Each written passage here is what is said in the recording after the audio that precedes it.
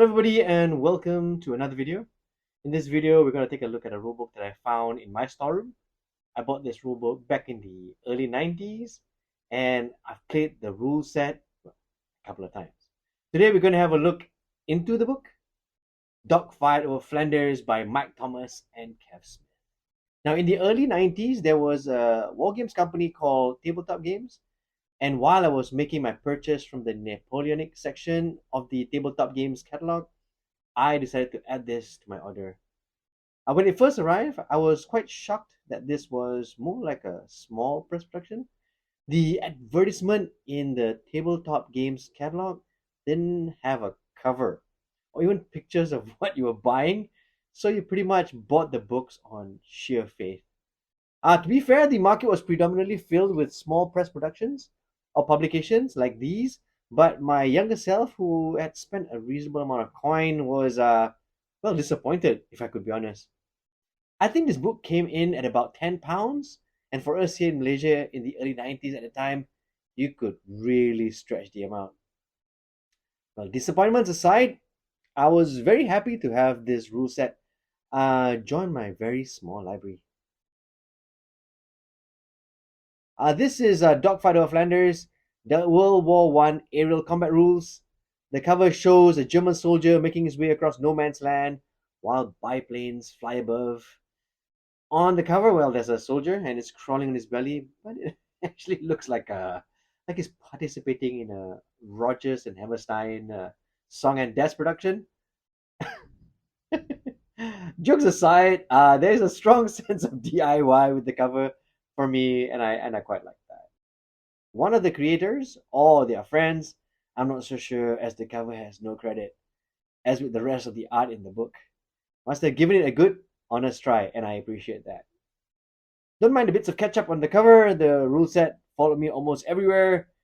So let's get past my amateur art appreciation section and let's dive inside. Here is the foreword, or maybe the introduction to the book. It says here they wanted to call the book That Fuckers and Albatross, which is not a bad title, really. A very good advertisement for what could have been 1990s proto clickbait. Says here the game won Best Participation Game at Colors 92. So if there's any indication, at the very least, the rule book promises a lot of fun. And I like to say the writers actually delivered it.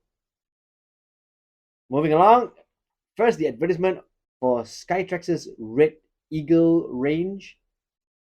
Their range is no longer part of the Skytrax catalog, but if you want these figures, well, you can get them from Red Eagle Miniatures, whom have actually taken over this range from Skytrax. It's amazing to know that Skytrax is still at the same address. Then you have the table of contents. To be honest, the drawings here are really quite good. And I appreciate that you have them scattered all over the book. First off, we have a look at the pilot card. As you can see, it's not very particularly politically correct. But in the early 90s, this was a great sign that the writers had a great sense of humor, fitting its time. There's a shout out to Irregular Miniatures, where you can get the terrain or the buildings for this game, which is also great. This part of the game was the most frustrating, to be honest. Making the aircraft stands was quite tricky. It was actually a project on its own. The thing is, you had to make them. The level band indicators was part of the stand, so you needed the stand. I remember the stands falling over when we played it on the dinner table, so we had to play it on the floor in a room without a fan and be very careful at moving stuff around so the aircraft stands don't fall over. The pilot card, the level band indicator, the turning cards are provided with the rule set, but you're encouraged to photostat or photocopy and make a few more. So to play, we get the pilot cards and the aircraft stats. The aircraft stats are at the back of the book. The gameplay is on a I go, you go. Now the crew status is a slight precursor to the campaign part of the game, but there is a quick play part. right here. We then break down the game into game sequences. I think this could have been expanded a bit more and also rearranged nicely because it seems a bit all over the place.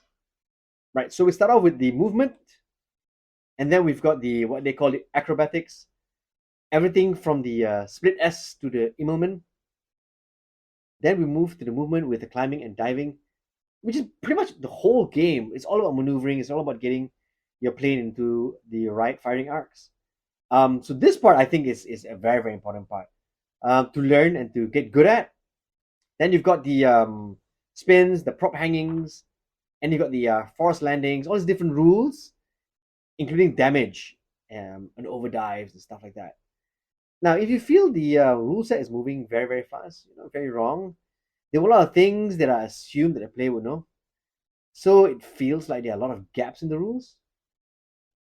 Next up is the target acquisitions with all the modifiers, things like hiding in the sun, target eligibility, firing arcs, stuff like that. Firing accuracy, aiming at the crew.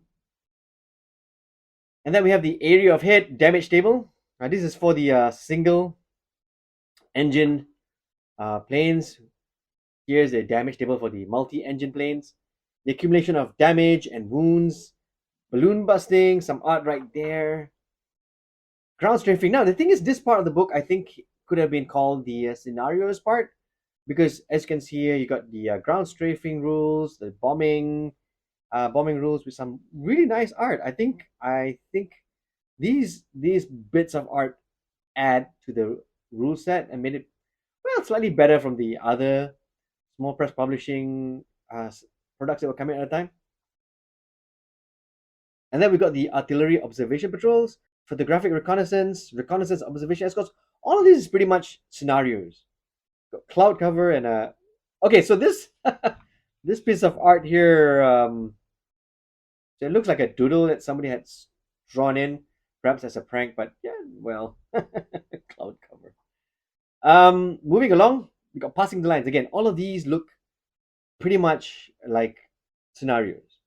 The book almost ends with the appendix, and here we can see all the planes that you can choose, Allied planes and German planes, with all the stats. So it's quite good because they actually compile all the planes into one section for you to choose from. And then you've got the sandbox part where they let you build your own aircraft stats if you like, and how to do it is written right here. Then there's the bibliography, which is also good. Books should have this. Books should have references. Books should have a little bit of like cultural references, for newbies to get into. And in this case, you got the autobiographical books, you got the factual books, you got the fiction, you got the films, of course, you got Biggles. The book finishes with the quick play rules, and this is everything you need to play. As you can see, it's just a one-page rule set, pretty much simple, pretty much for fun, pretty much so you can get into it as fast as you can. The back cover of the book tells you it's a product of Tabletop Games, and it's printed in England, and a final piece of art, and stains, of course. Before I forget, here are the templates. You got the band indicators, pilot stats, and printed on slightly thicker card. So that's what you get. Or that's what I got when I got this rule set. So my thoughts. Well, I played a couple of games with this rule set with another person, another human being, and quite a few on my own. And let me just say that yes, it is a very simple rule set. The rules are very general, and I found myself actually using a lot of common sense to fill out the gaps in the rules. I'm not so sure if that kind of rules writing will succeed today. Of course, the simplicity of the rules might be something that new gamers might be into to get into. I think a lot of historical gamers might find this rule set a bit too simplistic, but then again, this was a rule set for the participation game, so they had to keep it quite simple and quite neat. For me, having this rule set in the early 90s was great because there were not that many World War One rule sets that I knew of, and this was a great way to play with those World War One planes. This is a small press production, but big on fun. And although done in 1992, feels very light and very simple, pretty much like the way most games are made these days, which makes sense. This was, after all, again, a favorite at Colors 1992. Light and simple, which is great. I don't know if you can buy this book in any way. I'm not so sure whether it's available for download. But for me, this was a great look back at gaming many, many, many years ago. So I hope you liked the video. If you did, like and subscribe. And don't forget to enjoy painting those figures.